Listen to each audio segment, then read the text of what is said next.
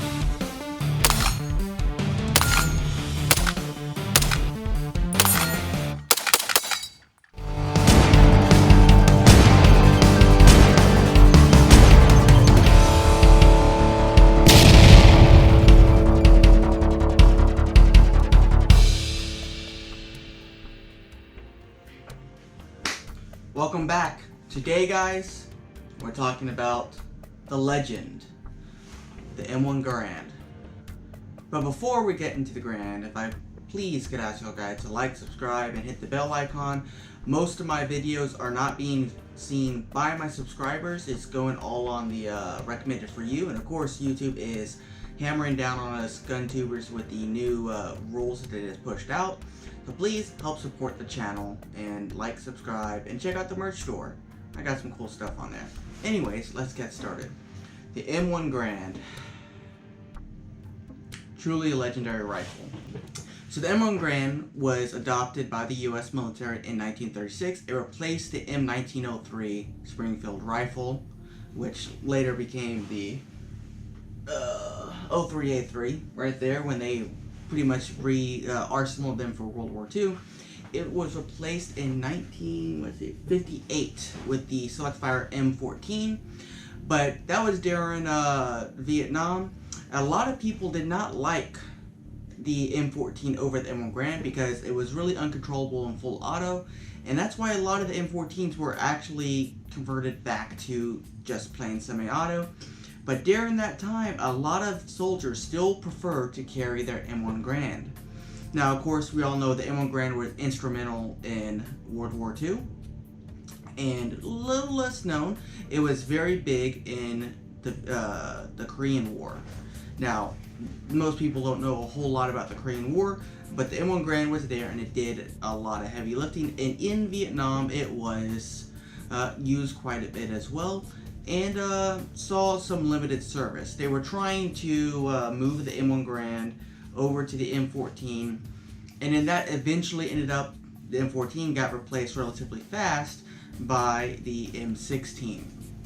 However, the M1 Garand did see its work in Vietnam, which is where this one actually got kind of its history. You see, this particular rifle here was for sure in Vietnam, and I happen to know the people who got it was actually very good friends with the soldier who actually got this rifle back here to the U.S. And he did it the old-fashioned way soldiers used to do when they had their guns that they really wanted to get back home. He tore it apart, part by part, and sent it to the mail to his wife. And that's how this M1 Garand got here to the U.S., as the story goes. Now, the M1 Garand is a 30-06 semi-automatic battle rifle that is fed from an 8-round en-bloc clip. One of these right here.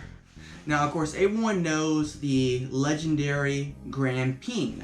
Now, I can artificially create that by locking the gun back and pushing this clip down and artificially closing the rifle like so.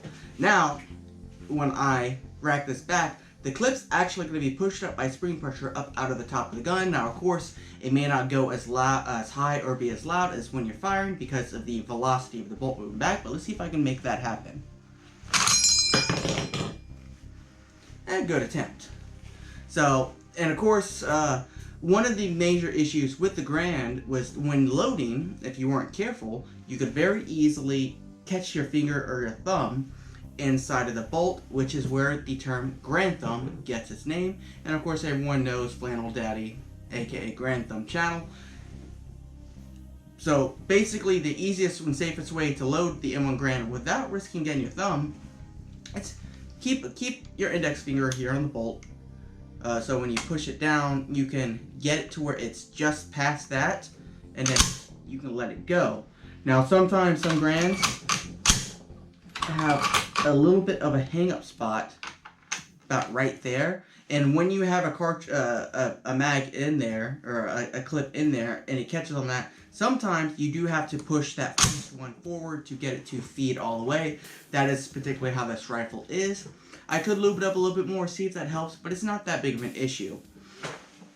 Now, one of the only problems I had with this particular issue is I did have a couple of malfunctions, which I'll put here in the corner, where it tried ejecting. That's a new malfunction right there. Never seen that in a Garand before. I'm not 100% sure how that is happening, but when we get in a little closer, I'll show you. I think it has to do with this little button right here, which is kind of the hold mechanism for the clip in there.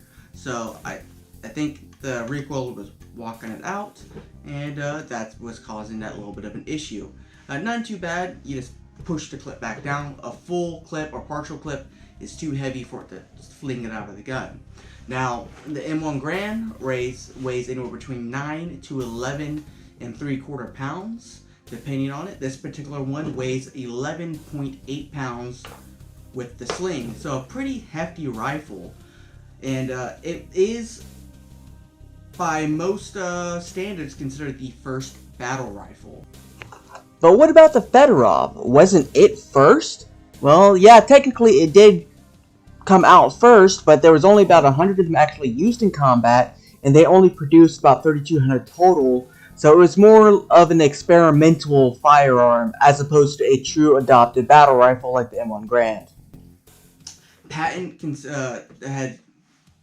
had very high praises for the Garand, and he called it the greatest military implementation ever. Which, if you think about its uses in World War II, you know, it was a huge advantage. Because you have to understand, World War II, most countries are using bolt guns. For the general soldier, the individual soldier is going to be issued a bolt gun. Now, in World War II, we did have some bolt guns as well. We had the 03A3s that were also issued as well, but most soldiers were issued an M1 Garand. Of course, there were some, mostly logistics and backfield soldiers, some artillery, stuff like that.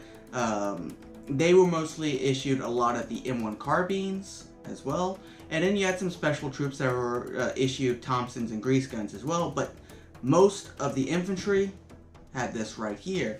And you have to understand, this is a huge advantage over a bolt gun based on follow-up shots. Semi-auto is huge. Now, there are a lot of people out there that can run a bolt gun pretty fast and pretty accurately. And 30-06 also was no slouch in World War II. It's very comparable. I have to check the numbers, but it's very comparable up there with 8mm Mauser and so a lot of the other full power cartridges that were there. World War II was a full power cartridge war. World War I, they were just now getting around intermediate cartridges up to full power, but right here, World War II is when the full power cartridge was pretty much everywhere. So that's where we're at here. 30-06, quite a bit more powerful than, like, say, 303 British. It's right around 7.62 by 54R is right around the same area. 8mm Mauser, right around the same area. And then you got some of the cartridges from Japan and Italy that were a little below. And then, say, some of the neutral countries, like, say, Sweden, and they had their 6.5 by 55. That's a full power cartridge, but not heavy bullet. But I'll digress because I'm getting off on a tangent there. But the M1 Garand served a very important role. Now, the issue with the M1 Garand is, even though it is such a heavy rifle, it does have a little bit of recoil. New shooters who have never shot a full powered rifle cartridge, the M1 Garand is probably a good way to get them used to full powered rifle cartridges, because even though it does kick quite a bit, it is semi-auto, so it does absorb a little bit of that energy. So it's not quite as harsh as, say, if you gave somebody a 30-06 bolt-action rifle, which weighs half the weight of this and has nothing to absorb any of that energy. So it is pretty stout, but you know, it is a heavy gun, so it does absorb some of it. You do have a steel butt plate here that does have some nice checkering on it. It helps hold on to your shoulder, it doesn't slide around. You have a semi pistol grip stock here, and then of course full wood up here. Now I will say, on the M1 Garand, shooting this during our filming, I went through, I think, six to eight clips. It will start getting pretty warm up here on this upper handguard here, especially these bands will suck up some of this heat and it will get pretty toasty. So you got to make sure you reach around and don't grab something that's too hot. The receiver, stuff like that, will get hot. My camera guy did get himself just a little bit toasted on some of these here. Now,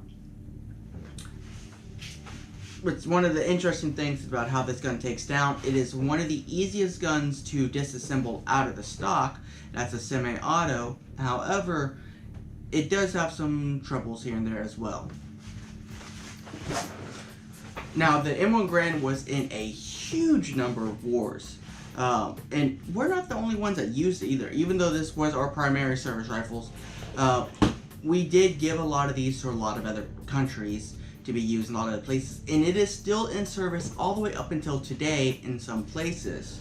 So, I'm going to actually just post up on the screen all the wars and conflicts that it's been inside of.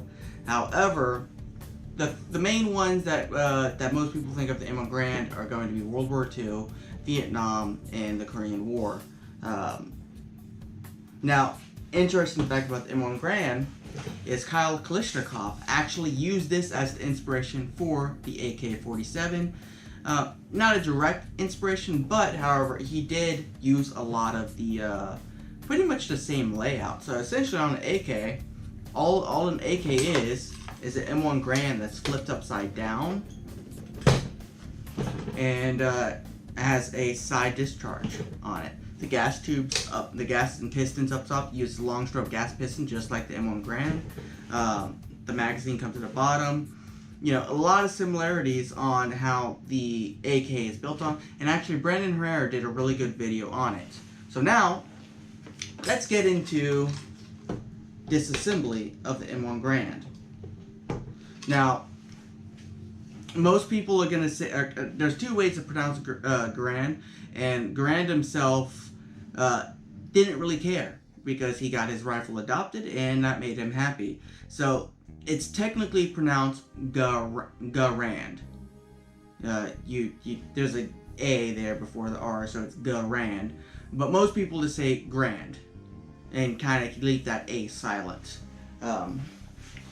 Now, to disassemble the M1 Garand, you don't have to have it in safety, but it does help in safe. See here on the trigger guard here, there's this loop here. That loop's actually important. It's for you to put a tool in to make disassembly easier if you have a particularly, I guess, tight action. This one isn't so bad. So once you got the safety in, you just kind of push back a little bit. So I did this just a second ago. Push back and down. Now once you got it here, you can actually lower it all the way down, and then your whole fire control comes straight out of the gun like so. Now from there, you can lift the whole barrel action straight out of your stock. Take the stock, set it off to the side. Now once you're to this point, actually I'm going to turn it like this here so you can see. There's a, we'll leave it right here first. So first off, we're going to take off the actual, the spring here. So there's this little arm right here that connects to the spring and the guide rod. You're going to pull this back until it unhooks like that, and you can take it straight up like so. Sometimes if this is oily or it's a stiff spring, you might need to get some gloves or something like that, get in there. You pull it out like so. Set that off to the side. Now let's rotate it back over to the side here. If you look here on the guide channel for the op rod, there's a little kind of cutout right here. You're gonna bring your guide rod or your op rod to about right in there. Then you're gonna lift. Let's see, where's it at? It's right there. So once you're gonna lift it up and rotate it off like this.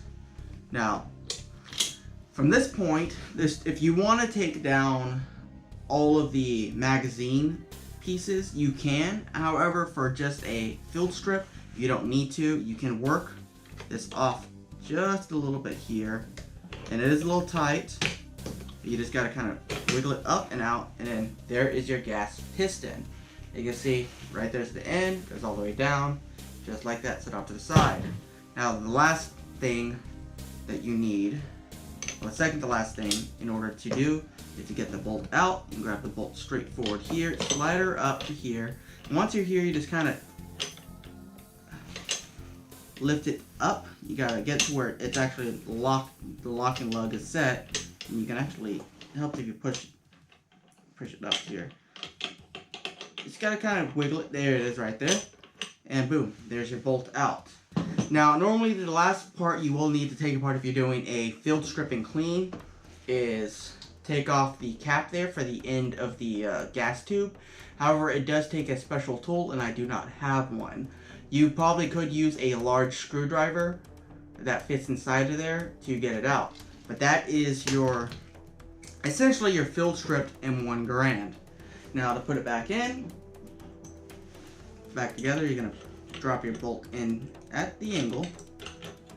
You just gotta kind of find where it wants to go, and then get it just like that. So as long as it looks like it can lock back into its locking lugs, you're good. Now to get your op rod back on, you do have to have your bolt in the rear position, because this locking lug right here has to fit inside of this cam groove on your handle. So let's get our gas tube. Oh, see here.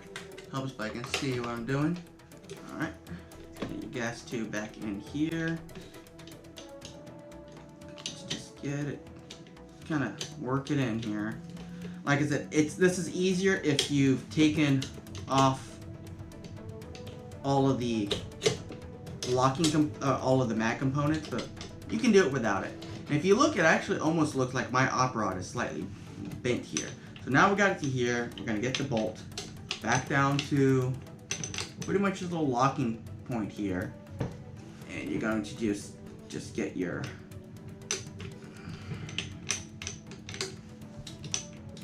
just match that up to that cam groove and lock it in. Now we're just going to bring it back.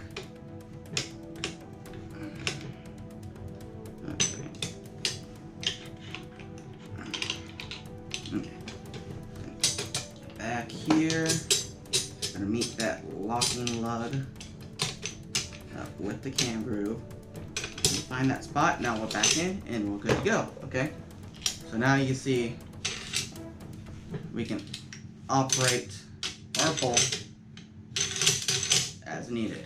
Now we're just gonna rotate our back around, grab our spring assembly, slide that back inside of the gas piston, and I'm just gonna bring this down. You do have to get this piece here to match inside of here, so match that in there, and then just find the hooks there. It does help if you can lift it up a little bit. There we go. Now we're back in. So now our barrel action is now reassembled. Now we're just gonna lift this off here, set it off to the side. Grab our stock, put it back, and now we're just gonna drop. Oh, so right here, you do have to kind of rotate it in like so. Pop her in. Okay, now we're in. Now it's a little easier if you have it upside down to put the fire control mechanism back in. However, it will want to fall out, so you do gotta kind of hold it up. Hold it up like so.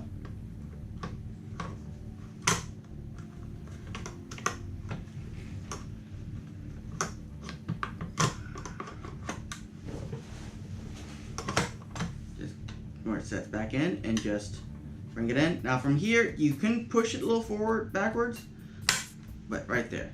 And then we are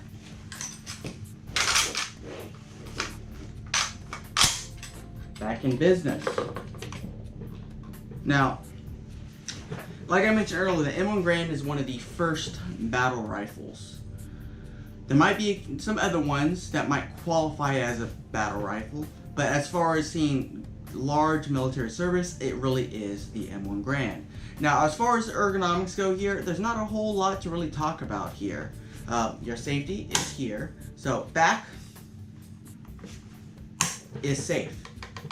Can't do anything. Forward is fire, and you can see it does fire. Alright, so we're going to ghost our trigger and kind of see how much weight it takes. Kind of on guess, so we're going to make sure we are cocked. We're going to take it off of safe. Okay, now I'm going to see, first I'm going to do is my fingertip here.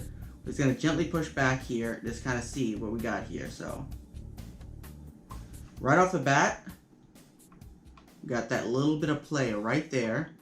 So we got that take up, and then we hit the first wall. Nice and stiff. And a clean break right there. So let's do that again.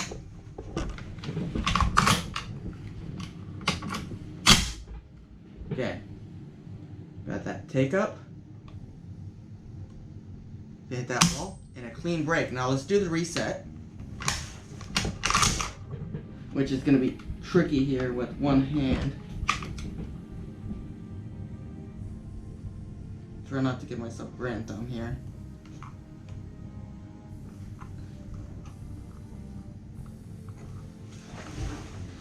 It's gonna be tricky.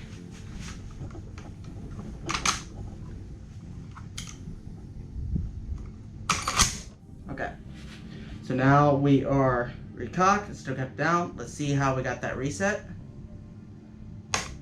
Ooh, real short reset. Nice audible click, and we're OD on that wall again, and ooh, yes. So, recoil forbidden. The M1 Garand trigger is actually extremely nice. Probably one of the best military surplus triggers I've ever felt. Certainly better than anything in the Setney family. Probably comparable to the FAL, but definitely a great trigger. These, you can understand why these rifles were considered to be really accurate, and if you could manage the recoil, you could probably shoot this rifle very fast, thanks to the way that trigger is, because you're right there on that reset. Absolutely phenomenal trigger for what it is, and for when this rifle was designed. Wow, that is awesome. Tell you what. And you can see kind of why pretty much the M14 is pretty much designed just off the M1 Garand. All it is slightly scaled down to 308. And actually, there is a version of M1 Garand that is in 308 from the factory and has a detachable 20-round box magazine, and that is the Italian BM59. So they pretty much took the M1 Garand, gave it a detachable box mag, rechambered it in 308, tuned the gas system, and it pretty much called it a day. So it's not an M14, although it kind of is, but it's closer to the M1 Garand. But I assume they have a very similar trigger, and that's why even today now the M14 or the variants of the M14 that are semi-auto are still used as DMR and sniper rifles in the military even today. Now you do have 3 swing swivel points. You got one all over the front, one in the middle, and one in the back. So you do have some options there. We do have a bayonet lug here. Unfortunately, I do not have a bayonet. And then you also have a trapdoor in the back here that is where you normally would have your cleaning kit. That's where that specialty tool would be and all that. However, this one is missing it. There is something else relatively interesting inside of the buttstock, and I will pop it open just so I can show you. Turn it out. And that's this little napkin here, which was in here from the previous owner.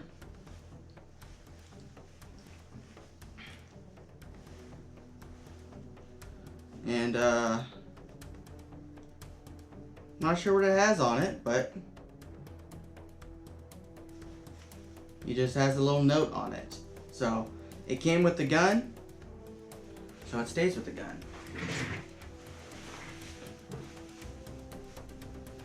Now it's oil soaked. Of course, this rifle, it's had oil in its stock, and that stuff will soak into anything that's inside of the stock. Put that back.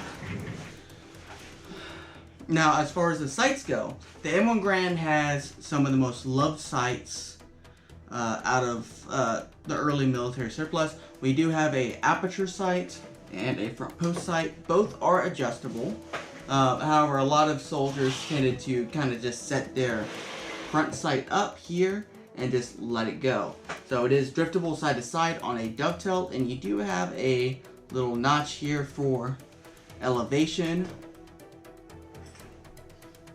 And then on the, of course, on the rear aperture, we have notches here for windage and elevation. So, one of the nicest sights, and really kind of carried over to the 03A3 as well when they redid those. Now, because we're talking about the sights, I decided to throw in this little 8080 break when I was trying to take the Garand out to 100 yards. Now, I will admit, I am horrible with aperture sights. I don't know why, I'm just not that good with them. However, the M1 Garand is legendary for being an extremely accurate rifle with the aperture sights. A lot of soldiers could easily do headshots at 100 yards with an M1 Garand in its aperture sights, and even stretch it out much further if they really know their rifle. Me, on the other hand, not so good at doing those 100-yard or long-distance shots. And you saw there I had another one of those malfunctions where the whole clip tried popping up.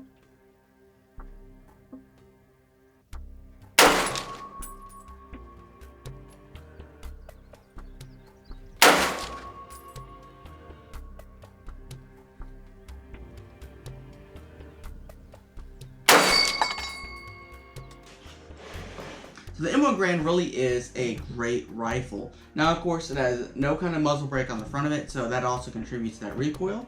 So, once again, it is a little hefty, and of course, anything from the tip of the barrel forward is going to get a little bit of blast. You don't get much blast going backwards.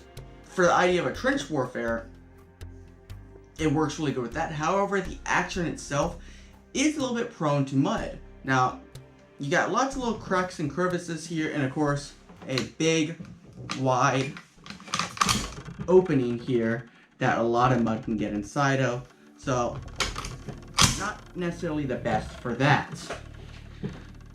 If you don't own an M1 Garand, get an M1 Garand.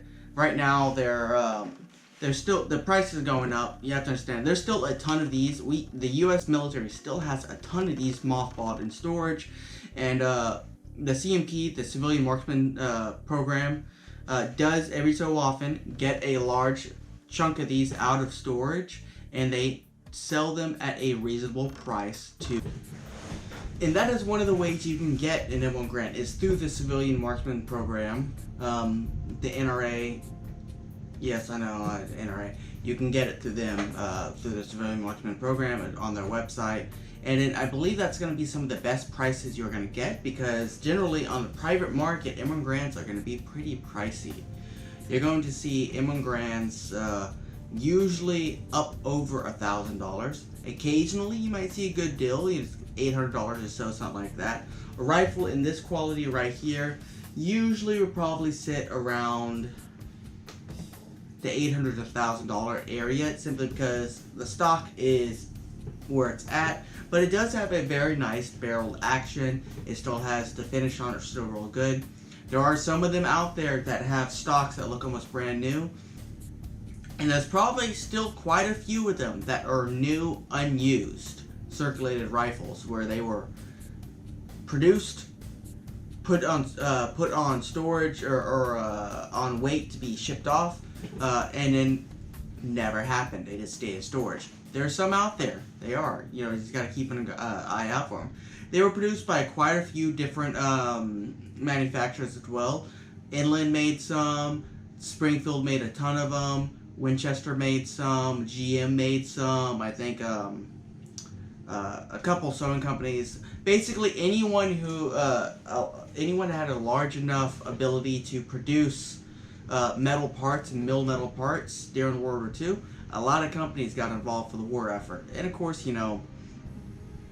it's, hey, we can make these guns relatively cheap for the military and, get a lot of money, so it was one of those things. But the M1 Garand truly is one of those rifles that you just have to, you can't really appreciate it without picking one up and actually going out and shooting it. I can't say much more about it. It's America's gun. And of course, Daisy's going to come photobomb. Hello, Daisy. You like the M1 Garand? Yes, 30-06. You do a little squeeze under there. Well, as you can see, the M1 Garand is Daisy approved. And yeah, if it's Daisy approved, I approve. Anyways, guys, get yourself an M1 Garand if you don't have one. It's one of those guns you have to have in your collection. Anyways, guys, like, subscribe, do all that good stuff. Check out the merch store. Thank y'all for some of y'all who came and checked out the live stream this past week. I'm planning on doing another one here. I don't know when. Maybe next month. Could be in a couple weeks. I'm going to try to get some of my other GunTuber buddies to join in with me if we can figure that out. And get a little bit more talking here and there and stuff like that. I really wish that YouTube would allow us to touch and handle firearms in a live stream, because that could open up so much more conversation and ability for us to do it. I can do it, but I can't monetize the live stream. So that's why I ended up adding on the super chats and stuff like that. So maybe I just won't care that the streams aren't being monetized, and we'll handle guns and talk about stuff, and then maybe I can do some Q&As. I'll be able to bring a rifle over or a handgun and answer questions that you have about it. So that's hopefully going to work. We got our new camera guy, which is you can see from some of the shooting stuff. You know, working on that. I got a. I'm trying to find a good camera to be used for that content. So, you know, we'll go from there and see. You know, and currently right now in my part of Texas, it is raining quite heavily. So you know, I'm inside trying to get caught up on a bunch of filming. But anyways, guys, this was the legend, the M1 Garand, America's rifle. I'll see y'all guys next time, and y'all have a good one.